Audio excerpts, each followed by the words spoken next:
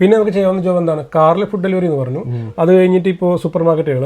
പിന്നെ വേറൊരു കാര്യം കൗൺസിൽ ജോബ്സ് ഉണ്ട്. അതായത് നമ്മളിപ്പോൾ ഒരു ജോബ്ലെസ് ആയിട്ട് ഇരിക്കുന്ന ഒരാളാണെങ്കിൽ നമ്മൾ കൗൺസിലിൽ പോയിട്ട് നമ്മൾ സംസാരിക്കുകയാണെങ്കിൽ നമ്മൾ ഹെൽപ്പ് ചെയ്യും അവർ.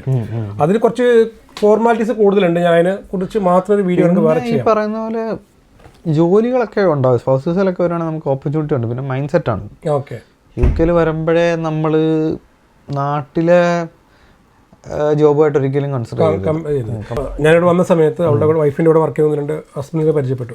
ഒരാൾ ഡോക്ടറും ഒരാൾ വക്കീലുമാണ്. അവരിവിടെ ചെയ്യുന്ന ഫുഡ് ഡെലിവറി ആയിരുന്നു. നമുക്ക് നാട്ടിൽ പറയുമ്പോൾ ഫുഡ് ഡെലിവറി ചെയ്യേ, അതായത് ആ ജോബ് ഇത്രയും ബുദ്ധിമുട്ടുള്ള ജോബ് ചെയ്യുന്നുണ്ട്. പിന്നെ വേറെ നമ്മുടെ കസിൻസ് ഉണ്ട്. അവരിവിടെ വന്നപ്പോൾ രാത്രി 2 മണി 3 മണിയൊക്കെ ഇരുന്ന് എന്താ പറയുക സ്ട്രീറ്റൊക്കെ ഫുള്ള് വൃത്തിയാക്കുന്ന പരിപാടിയായിരുന്നു. അപ്പോൾ അതിനൊക്കെ മണിക്കൂറിനാണ് കൂലി കിട്ടുക. കൂലി തന്നെ പറയണം.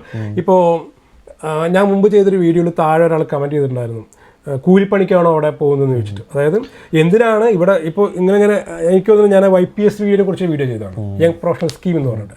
അപ്പോൾ അതിനെക്കുറിച്ച് ചെയ്തപ്പോഴാണ് താഴെ കമൻറ്റ് വന്നത്, ഇതൊക്കെ ചെയ്തിട്ട് ലോട്ടറിയാണത്, അറിയാലോ YPS ഒരു ലോട്ടറിയാണ്. അപ്പോൾ ഈ ലോട്ടറി കിട്ടിയിട്ട് എന്താണ് അവിടെ പോയിട്ട് കൂലിപ്പണി ചെയ്യാനാണോ എന്നുള്ളത്. അപ്പോൾ ഞാനതിന് സ്പെസിഫൈ ചെയ്ത് പറഞ്ഞിരുന്നു, യെസ് കൂലിപ്പണിയാണ്. എന്താണ് കൂലി? അത് നമുക്കൊരു പണി ചെയ്യാൻ മടിയില്ലാത്ത ആൾക്കാരാണെങ്കിൽ നമ്മളിവിടെ വന്ന് ചെയ്താൽ എന്താ പ്രശ്നം?